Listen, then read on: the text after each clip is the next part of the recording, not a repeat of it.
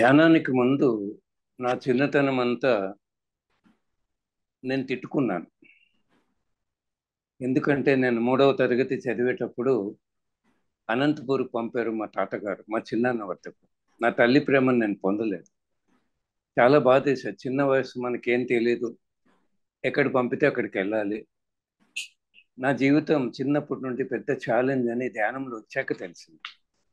ధ్యానానికి ముందు ఏంటి జీవితం, అన్ని ఎందుకు ఇలా నాకు ఇంత బాధలు, ఈ చిన్నప్పటి నుంచి తల్లి ప్రేమను ఎందుకు నేను పొందలేదని ఆలోచించేవాడిని నేను.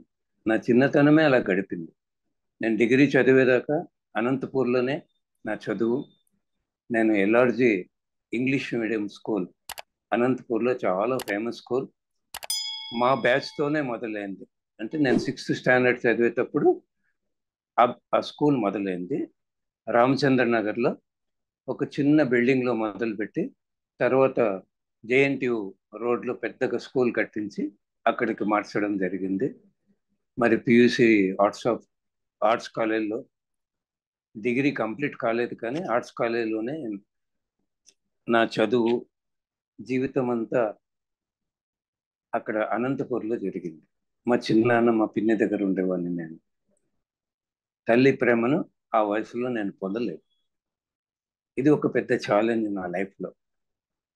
తర్వాత మా నాన్న వాళ్ళ అన్నదమ్ములు విడిపోవడం వల్ల నేను ఆదోని రావడం జరిగింది. మా నాన్నగారు బిజినెస్ చేసేవాళ్ళు. నేను కూడా బిజినెస్లోకి ప్రవేశించడం జరిగింది. అది కూడా ఒక ఛాలెంజే. బిజినెస్ ఉంది, డబ్బులు లేవు, ఎవరు సహాయం చేసే వాళ్ళు లేరు, ఎవరు ఆదుకునే వాళ్ళు లేరు. అప్పుడు మా నాన్నగారిని, మా అన్నగారిని నేను నిందించేవాడిని. వీళ్ళకి ఏమీ తెలియదు, చేత కాదు, మొత్తం బాధ్యత అంతా నా మీద పడింది, ఇంత పెద్దవాళ్ళే బాధ్యత లేదా వీళ్ళకు అని అప్పుడు అలా అనుకున్న. ధ్యానంలో వచ్చాక తెలిసింది ఇది కూడా ఛాలెంజే. ప్రతిసారి చెప్పేవాడు, ఎన్ని ఎక్కువ ఛాలెంజెస్ ఉంటాయో, ఎన్ని ఎక్కువ ఫెయిల్యూర్స్ ఉంటాయో, ఆత్మ అంత వేగంగా ఎదుగుతుంది అని.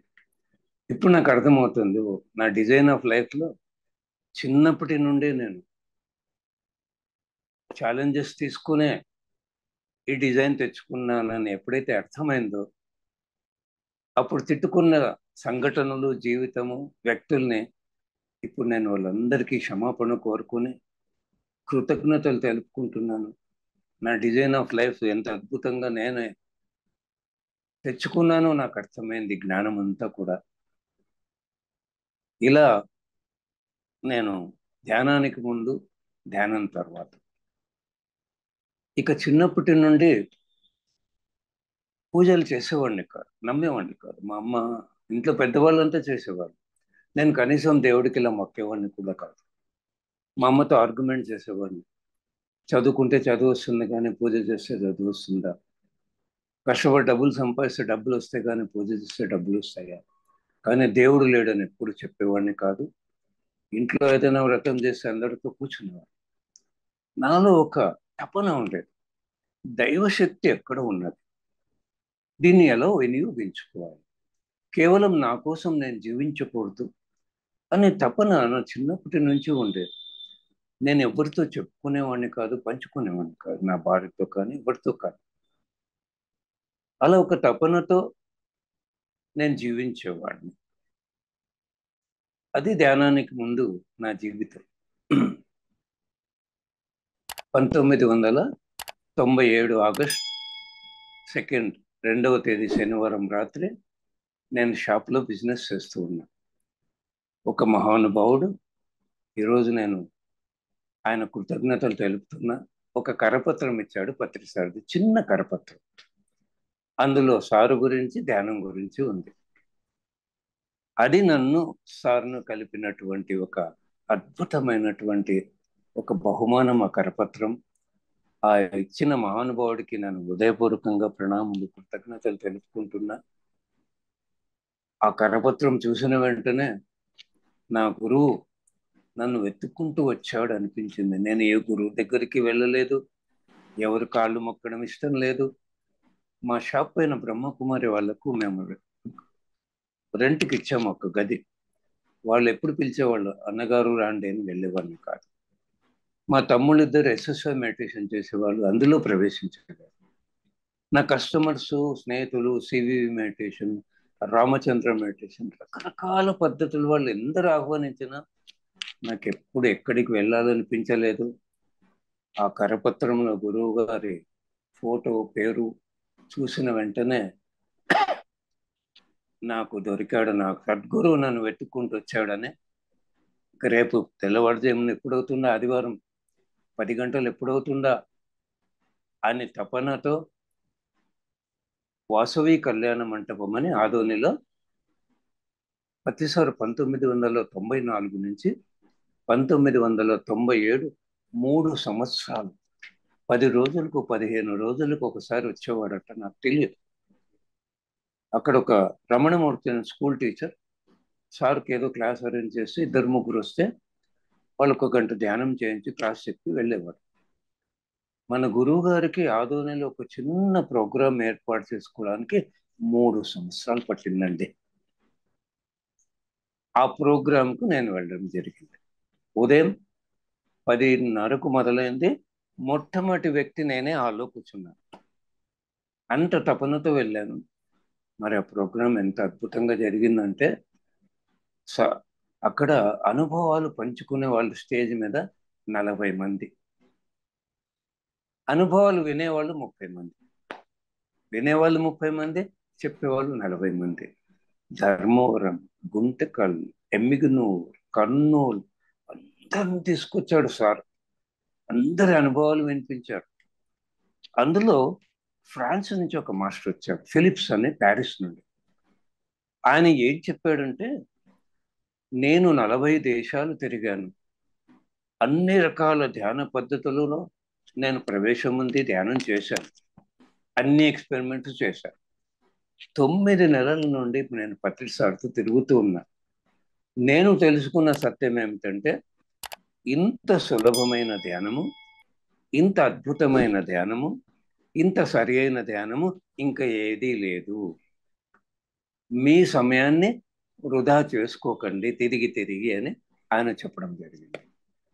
అలా మొదలైంది ఆ మొదటి సార్తో కలయిక. మరి సార్ ధ్యానంలో కూర్చోబెట్టాడు. నన్ను నేను పూర్తిగా మైమరిచిపోయాను.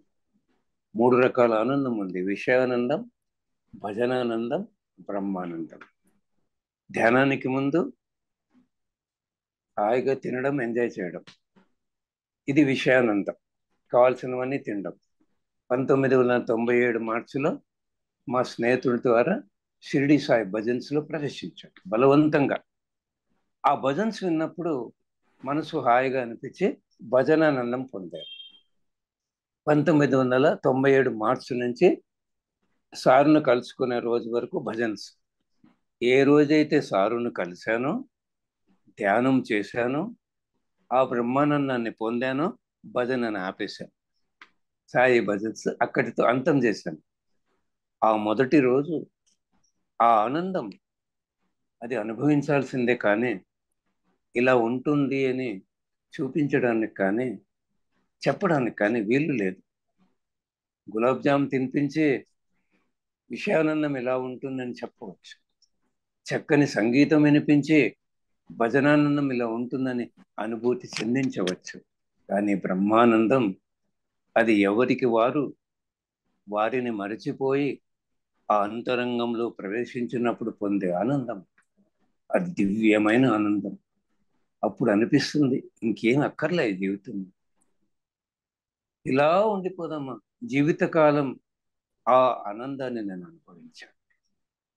అనుభవించినప్పుడు నాలో ఒక సంకల్పం పుట్టింది, ఈ ఆనందం జీవితకాలం నాకు కావాలి. నేను ఏ రోజు ధ్యానం చేయను ఆ రోజు ఆహారం తీసుకోను, ఏ రోజు ధ్యానం చేయను ఆ రోజు నిద్రపోను. ఈ ధ్యానాన్ని ఈ జగత్తులో అందరికీ బోధించాలని తెలియకనే ఒక సంకల్పం పెట్టాను ఆ ధ్యానంలో. ఆ సంకల్పం నన్ను ఇంత దూరం తీసుకొచ్చింది. ఈరోజు సంకల్పం యొక్క విలువ నాకు అప్పుడేం తెలియదు. అది సంకల్పం తెలీదు, ఇలా సృష్టింపబడుతుందని కూడా నాకు తెలియకనే సంకల్పించాను. సార్ దగ్గరికి వెళ్ళి ఒక్క మాట మాట్లాడినా, చాలా బ్రహ్మానందం సార్ అంటే అలా చూశాడు అంతే. అలా మా ఇరువురి కలయిక జరిగింది. మరి రెండవ ప్రోగ్రాం శివ అని ఒక మాస్టర్ ఉన్నాడు అదన్లో, ఆ మాస్టర్ అరేంజ్ చేశాడు క్లాస్. రెండవ ప్రోగ్రాం అది ఒక 3 నెలల తర్వాత కావచ్చు. నేను ఆ ప్రోగ్రాంకి నాకు తెలిసిన వాళ్ళందరినీ తీసుకెళ్ళాను, బలవంతంగా నా స్నేహితులందరినీ తీసుకెళ్ళాను. ఆ రోజు స్టేజ్ మీద సారు ప్రేమ్నాథ్ ఇలారా అన్నాడు. షిరిడి సాయి భజన్స్లో పాల్గొన్నప్పుడు ఒకసారి సాయి భజన్స్ వాళ్ళు ఒక ప్రోగ్రాం నిర్వహించారు. ఎవరైనా వచ్చి స్టేజ్ మీద మాట్లాడొచ్చు అన్నారు. నేనేదో మాట్లాడాలని వెళ్ళాను స్టేజ్ మీద, మైకిలా పట్టుకున్నాను, కాళ్ళు చేతులు వణికిపోతున్నాయి. ఎక్కడ లేని భయము, ఎందుకన్నా వచ్చానా, ఈ మైక్ ఎందుకు పట్టుకున్నానా అని 10 నిమిషాలు ప్రయత్నం చేసి ఒక్క ముక్క మాట్లాడలేక మైక్ అక్కడ పెట్టేసి తల దించుకొని సిగ్గుతో దిగాను స్టేజ్. ఈయనేమో తిడతాడు కొడతాడంటారు, ఈయన మరీ ఎందుకు పిలుస్తున్నాడు నన్ను అని భయపడుతూ భయపడుతూ స్టేజ్ ఎక్కి అలా మైక్ పట్టుకున్నా. ధాటిగా మాట్లాడాను. సడన్ గా గుర్తొచ్చింది, అరే నా భయం ఎక్కడికి పోయింది. అప్పుడు మాట్లాడాను. ఈయనేమో తిడతాడు కొడతాడని విన్నాను, నేను భయపడుతూ భయపడుతూ స్టేజ్ ఎక్కాను. నాకిప్పుడు తెలిసింది, ధ్యానం ద్వారా ఈ స్టేజ్ ఫియర్ అనే భయం నాలో నుంచి వెళ్ళిపోయిందని అక్కడే డిక్లేర్ చేశాను. తర్వాత ఎమ్మెన్నూరు వీరన్న శెట్టి అని, సార్ మీరు ఏమి అనుకోకపోతే ప్రతిసారి మీ ఇంటికి రావాలనుకుంటున్నాను సార్. నాకు అడగడానికి భయపడి నేను అడగలేదు సార్, నేను వేచి చూస్తాను, ఈ భాగ్యం నాకా. ఎందుకంటే ఆ శివ మాస్టరు వాళ్ళ ఇల్లు చిన్నది, పెద్ద కుటుంబం, ఈయన ఒక్కడే, ఇంకా పెళ్లి కూడా కాలేదు, చదువుకునే వయసులో అంత అద్భుత ప్రచారం చేశాడు. కానీ సారు ఆ ఇంట్లోనే ఏదో ముఖం కడుక్కుని సర్దుకునేవాడు. అలా నాకు భాగ్యం దక్కింది. సారు ప్రతి 15 రోజులకి ఇంటికి వచ్చేవాడు. రాత్రి పగలు ఆచార్య సాంగత్యం పొందాను నేను నా జీవితంలో. మరి గురువు గారితో ఇంత సాన్నిహిత్యంగా మా ఇంటికి వచ్చి అలా కూర్చొని ధ్యానం చేసేవాడు. మా గది ఉంది, గది పక్కన కాటు పక్కన ఒక స్థలం ఉండేది, అక్కడ వచ్చి అలా కూర్చొని ధ్యానం చేసేవాడు సార్. నిజంగా ఒక పెద్ద భాగ్యము. మరి ఆయనకు ఒగ్గని బజ్జీ అంటే ఇష్టం. ఇంటికి వస్తున్న మేడం నాకు ఒగ్గని బజ్జీ కావాలనేవాడు. కిచెన్ చాలా చిన్నది, అక్కడ నా భార్య వండుతూ ఉండేది, ఒగ్గని బజ్జీలు వేసేది, ఈయన అక్కడే చేరేసుకొని ఆ వేడి బజ్జీలు తినేవాడు. చెమట ఇలా కారిపోయేది. అప్పుడు బాగా తినేవాడు సార్, ఒక 20, 25, 30 బజ్జీలు తినేవాడు. ఎంత భాగ్యమో గురువు గారికి తినిపించే భాగ్యం నిజంగా మా కుటుంబానికి దక్కింది. అలా ఎంతో సాన్నిహిత్యం. ప్రతి 10 రోజులకు 15 రోజులకు చుట్టుపక్కల ఎక్కడ వస్తాడన్నా సార్ వెళ్ళేవాళ్ళు. ఎమ్మిగనూరు, పత్తికొండ, గుంటకల్లు, ఆదోని. ఎందుకంటే అప్పుడు ఎవరు లేరు, సెంటర్స్ లేవు. ఉన్న సెంటర్సే తిరిగేవాడు సార్. ఆ సెంటర్స్ వచ్చి ప్రదక్షిణ చేసేవాడు. నిజంగా అదే మాకు భాగ్యమైంది. ఎన్ని విషయాలు తెలుసుకున్నాము ఆయన దగ్గర. ఆయన ఎలా మెలుగుతాడు, ఎలా నేర్పిస్తాడు, వడ్డించడం, తినటము, మాట్లాడటము, ఎలా ఉండాలో, ఆ భాగ్యం నిజంగా నాకు ఈ జన్మకు దక్కింది. ఆయన శరీరంతో ఉన్నప్పుడు 25 సంవత్సరాలు ఆయనతో గడిపే భాగ్యం నాకు దక్కి ఈ రోజు ఇంతటి వాడు కావడానికి ఆ మహానుభావుడే కారణం. ఇలా సార్తో నా పరిచయం. ఎంతో ఆచార సాంగత్యం చేశాను నేను సార్ గారితో. సార్ రాత్రంతా మేల్కొనేవాడు, తెల్లవారు 2, 3 వరకు. సార్ పడుకుంటాను బాబు అనేంత వరకు మేము వదిలేవాళ్ళం కాదు, ఆయన దగ్గరే గడిపేవాళ్ళం. ఏ ముత్యము, ఏ వజ్రము ఎప్పుడు ఆయన నోటి నుండి విడుదలవుతుందా అని ఎదురు చూసేవాళ్ళం. ఎంత అద్భుతమైన భాగ్యమో అది, మహాభాగ్యం. మరి నాలో మార్పు రావడానికి కారణం కూడా సార్ యొక్క జ్ఞానమే. నేను విడిపోవడం 1997 మార్చిలో విడిపోవడం జరిగింది అన్నదమ్ములతో. మా నాన్నగారితో నాకు చాలా గొడవ జరిగింది. ఏదో ఒక మిస్అండర్స్టాండింగ్స్ బిజినెస్ విషయంలో. ఒకటే ఇంట్లో 2 సంవత్సరాలు ఇద్దరు మాట్లాడుకోలేదు. నేను ఇంటికి వెళ్తూనే ఆయన ఏదో తిట్టేవాడు. నేను పక్కకు తప్పుకొని వెళ్ళిపోయేవాడిని. మరి అనుకోకుండా ఒక వైరాగ్యం. నాకు కుటుంబం అంటే చాలా ఇష్టం. అన్నదమ్ములు, అమ్మ నాన్న, వాళ్ళ వాళ్ళందరినీ బాగా చూసుకోవాలి, కుటుంబం బాగా ఎదగాలని చాలా ఇష్టం ఉండేది. చాలా బంధం ఉండేది. ఆ మోహము బంధము అక్కడ వెళ్ళిపోయింది. ఇప్పుడు అర్థమవుతుంది. అప్పుడు ఎంతో బాధపడినాను, కానీ ఓ సరిగ్గానే జరిగింది. నేను ఈ మోహం బంధం నుండి బయటపడడానికే ఇలా మా నాన్నగారితో నాకు గొడవ జరిగింది అని నాకు అర్థమైంది. మరి ఒకటే ఇంట్లో ఉండి 2 సంవత్సరాలు మాట్లాడుకోలేదు. మార్చిలో విడిపోయే అన్నదమ్ములు, నువ్వు బయటికి వెళ్ళిపో అన్నాడు.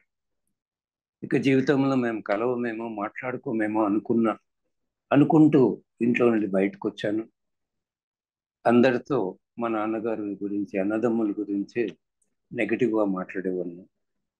వీళ్ళంతా నాకెంతో మోసం చేశారు. నా జీవితంలో నాకు దక్కాల్సింది దక్కలేదు అని ఇలా మాట్లాడుతూ, ఇది ఏంటి ఇంకేం తెలియదు నాకు, ఇవే మాటలే. మాట మీద ధ్యాస లేదు, జ్ఞానం లేదు. సార్ ఎన్నో విషయాలు చెప్తారు. ఎవరి వాస్తవానికి వాళ్ళే కారకులు.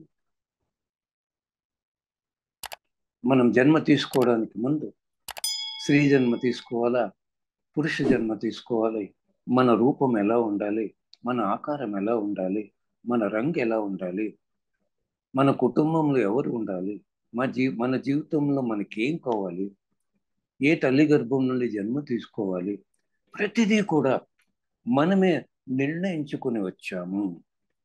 మనం గత జన్మలో ఎవరికి ఎన్ని బాధలు పెట్టామో వాళ్ళనే మన కుటుంబంలో తెచ్చుకుని వారి ద్వారా అవన్నీ అనుభవించి మనలో మార్పు తెచ్చుకుని మనం ఎదగడానికే వాళ్ళందరినీ తెచ్చుకున్నాము. ఇదంతా సార్ ద్వారా తెలుసుకున్న వెంటనే నాలో రియలైజేషన్ మొదలైంది.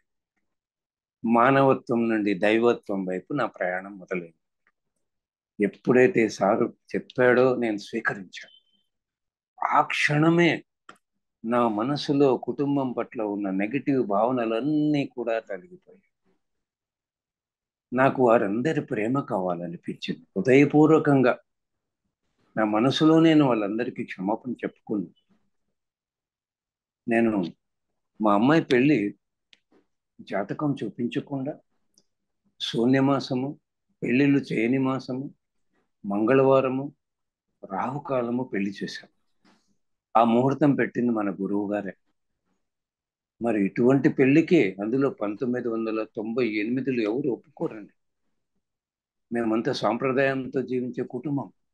అలాంటిది మా అమ్మగారు, మా నాన్నగారు, మా అన్నదమ్ములు అందరూ అంగీకరిస్తే నాకు ఆశ్చర్యం వేసింది. ఓ నాలో మార్పు వీళ్ళందరినీ నాకు అనుకూలంగా మార్చిందా? ఎవరైనా ఒప్పుకుంటారండి? అందులో మా నాన్నగారు ఆ పెళ్లికి ఎలా పిలిచారంటే అందరినీ, పూజారి లేని పెళ్లి బాబు, ధ్యానం పెళ్లి, అందరూ రావాలని ఇంటింటికి వెళ్ళి పిలిచాడు. సామాన్యుడి నుండి కోటీశ్వరుడు వరకు వచ్చారండి పెళ్లికి. నేను అనుకున్న దానికి రెట్టింపు వచ్చారు. ప్రాంగణం పుట్టలేదు, హాలు. ఆ పెళ్లి బాధ్యత అంతా మా అన్నదమ్ములు, మా నాన్నగారే నిర్వహించారు. మరి ఎంత ప్రేమను పొందాను, వాళ్ళందరూ ఎంత తొందరగా మారిపోయారు. కారణం నాలో మార్పు అండి. హృదయపూర్వకంగా వాళ్ళందరూ నా వాళ్ళే. విడిపోకముందు ఎంత ప్రేమ ఉండేది, అంత ప్రేమ పుట్టింది. ఆ రియలైజేషన్ తర్వాత ఇప్పుడు గమనిస్తే వాళ్ళందరూ నాకు ఎంత సహకరించారో బిజినెస్లో అని నాకు అర్థమవుతుంది. అప్పుడు తెలియలేదు, వాళ్ళు ఏదో నన్ను మోసం చేశారు అనుకున్నా. కానీ ఎంతో సహకరించారు. నేను గతంలో వాళ్ళకు పెట్టిన ఇబ్బందులన్నీ, నా కర్మలన్నీ పోగొట్టుకున్నాను నేను వాళ్ళ ద్వారా. ఒకరోజు మా నాన్నగారి ఇంటికి వెళ్ళాను. ఆయన పాదాల వద్ద కూర్చొని ధ్యానం చేస్తున్నాను. అలా మునిగిపోయి నా తల ఆయన పాదాల మీద వాలిపోయింది, నా శిరస్సు. అనుకోకుండా దుఃఖము, ఏడుపు. నా కళ్ళలో నుండి కన్నీళ్లతో రెండు పాదాలు తడిసిపోయాయి. ఈ దేహాన్ని ఇచ్చిన ఈ మహానుభావుని నేను ఎంత తిట్టుకున్నాను కదా. ఇది ఒక మందిరం కదా ఆత్మ ధ్యానం చేసుకోవడానికి, ఇది ఒక రథం కదా ధ్యాన ప్రచారం చేయడానికి అని బాధ, దుఃఖము లోపల నుండి పొంగుకొని వచ్చి నా హృదయం తేలికైంది. అలా నాలో ఒక రియలైజేషన్, ట్రాన్స్ఫర్మేషన్. అంత పొందాను మా నాన్నగారి ప్రేమ అంటే నన్ను చూడకుండా ఉండలేనటువంటి పరిస్థితి. నేను ఏదైనా 15 రోజులు ఎక్కడైనా బయట ప్రచారానికి వెళ్తే దేవుడి దర్శనం అవుతుంది, మా వాడి దర్శనం కాదు అనేవాడు. మరి ఆయన ఎంత చెప్పినా ధ్యానం చేసేవాడు కాదు. నేను 1997లో ధ్యానం మొదలుపెట్టాను. 2001 డిసెంబర్ 31వ తేదీ కర్నూలు యజ్ఞంలో ఉన్నాను నేను. మా తమ్ముడు ఫోన్ చేశాడు, నాన్నగారికి హార్ట్ స్ట్రోక్ వచ్చింది, హాస్పిటల్ అడ్మిట్ చేశారు. నాకు అనిపించి ఈయనకేమీ కాదని ఫోన్ చేస్తే ఎలా ఉందో కనుక్కుంటూ డిసెంబర్ 30, 31 2 రోజులు ప్రోగ్రాం ముగించుకొని జనవరి 1వ తేదీ ధ్యానం చేసే వాళ్ళని హాస్పిటల్ తీసుకెళ్ళాను మా నాన్నగారి దగ్గర. ఎవరిని ఇంట్లో వాళ్ళు చెప్తే వినరు కదా, బయట వాళ్ళే చెప్పాలి. ఒక స్కూల్ టీచర్ ఉండేవాడు లింగప్ప అని. ఆయన గుండె జబ్బు, 4 వాల్స్ బ్లాక్ అయిన గుండె జబ్బుని రోజు 6 గంటలు ధ్యానం చేసి సర్జరీ లేకుండా, టాబ్లెట్ లేకుండా, ట్రీట్మెంట్ లేకుండా బాగు చేసుకున్నాడు. ఆయనతో చెప్పించాను. అప్పుడు మా నాన్నగారు ధ్యానం మొదలు పెట్టాడు. రోజుకు 3 గంటలు ధ్యానం చేసేవాడు ఖచ్చితంగా. ఆయన ఆయుష్ను 9 సంవత్సరాలు పెంచుకున్నాడండి. మా డాక్టర్ గారు అడిగేవాడు, డాక్టర్ గారు మీ నాన్న గుండె ఎలా పనిచేస్తుందో, ఆయన కూడా ధ్యానం ద్వారా పనిచేస్తున్నాను. నన్ను 2009 వరకు ఆనందంగా జీవించాడు. సాయంకాలం రెస్టారెంట్కి వెళ్ళి స్నేహితులతో కలిసి కాఫీ టీ తాగి ఇంటికి వచ్చేవాడు. ఒకరోజు ఇంటికి వస్తూ వీధిలోనే అలా సుఖంగా ప్రాణం పోయిందండి ఆయన. ధ్యానం మా నాన్నగారికి ఆయుష్ను పెంచింది, ఆయన సుఖంగా ప్రాణం వదలడానికి కూడా కారణమైంది. ఇంత గొప్పది ధ్యానం మా కుటుంబంలో ఇలా ఇంత అద్భుతంగా మాకు వరమైంది. నేను మొదటి రోజు ఇంటికి వెళ్ళి నా భార్యకు, నా కూతురుకు, నా కొడుకుకు ధ్యానం నేర్పించాలని ప్రయత్నించాను. నా కూతురు కొడుకు ఒప్పుకున్నారు కానీ నా భార్య ఒప్పుకోలేదు. నాకు ఇష్టం లేదు. సరే నీ ఇష్టం వచ్చినప్పుడు నువ్వు చేస్తావులే అనుకున్నా.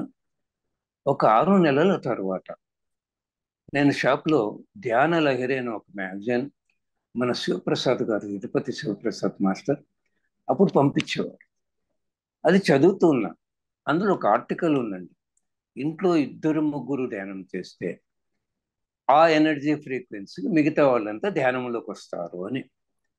అది చదివి భోజనానికి మధ్యాహ్నం ఇంటికి వెళ్ళాను. నా భార్య అనండి, మీకు ఇష్టమైంది చేశాను. నువ్వు నువ్వు వంట తప్ప ఏం చేయగలవు, ఏం వంట చేశావు? లేదు, ఈరోజు ధ్యానం చేశాను, ఆంజనేయ స్వామి వచ్చి నా నుదుట్లో కూర్చున్నాడు, నాకు చాలా బాగుంది అని. అప్పటి నుండి నా భార్య ధ్యానం మొదలుపెట్టి, ఆమెకు అనేక జబ్బులు ఉండేవండి. ఆమెకే అవసరం ధ్యానం. మోకాళ్ళ నొప్పులు ఉండేవి, డాక్టర్లు మెట్లు ఎక్కకూడదు, ముందుకు బెండ్ కాకూడదు, ఎక్కువ శ్రమ పడకూడదు అన్నారు.